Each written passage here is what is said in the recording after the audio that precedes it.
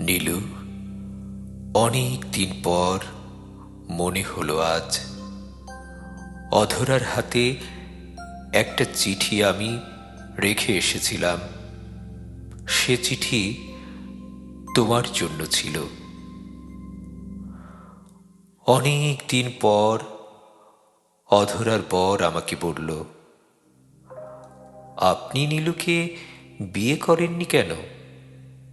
আমি বললাম, আমি অধরার হাতে পত্র দিয়ে নীলুর কাছে দিতে বলেছিলাম। আপনি বোকা, অধরার বর বলেছিল। মেয়েদের চিঠি কোনো দিন অন্য মেয়ের হাতে দিলে সে চিঠি আগে সে পড়ে। অধরা আপনার চিঠি পড়ে সেটি আর তাকে দেয়নি। সেখানেই আপনার বিয়ের প্রস্তাব ছিল।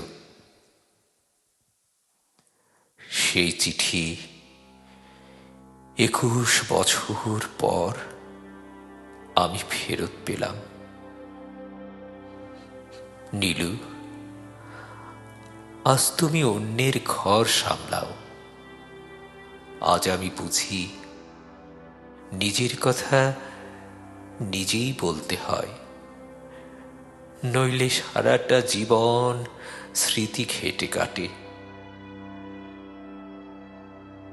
ভালো থেকো নীলু। যশোরের ঝোলা গুড় আর খাওয়া হলো না আমার।